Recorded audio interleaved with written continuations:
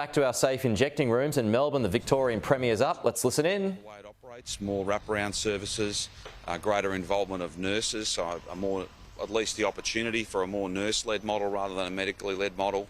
Whole range of different changes, but essentially what the review shows us is that there's been more than 6,000 overdose events within that injecting facility, and the modelling indicates that 63 deaths have been prevented because of the work of the North Richmond supervised injecting facility. This is changing lives and saving lives.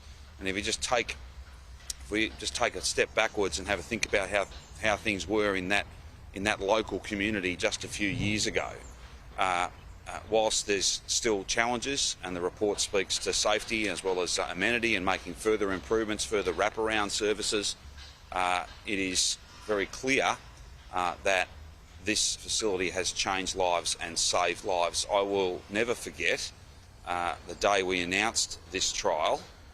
There was a woman overdosed not 50 metres from the press conference, and both Ambulance Victoria and Victoria Police, who were with me at the time when we announced this trial, had to go and run to that person's aid.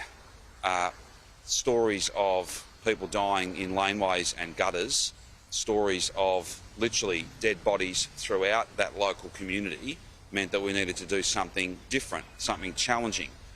There's no perfect answer to this. There's always going to be a challenge when you've got a significant injecting, drug-using community, but this facility has changed lives and saved lives. I thank North Richmond Community Health. I thank so many from the local community who advocated for this, and I commit to those in the local community who have different views and perhaps are not supportive of this facility. We'll work with you and we will deliver on those recommendations that have been made about security, about amenity. But again, I'll just take you back to the point. On the very day we announced this trial, we had in broad daylight at 9:30 in the morning an overdose not 50 metres from the very press conference announcing this. This has changed and saved lives, and the recommendations give us a way forward to make this a permanent facility, but to expand it so it's got more comprehensive services. There's been more than...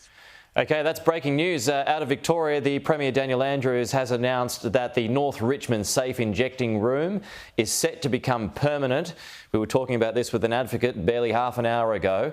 Legislation to be introduced today after a report made 10 recommendations, and the trial found that it saved 63 lives and managed 6,000 overdoses. This all happening very close to a primary school.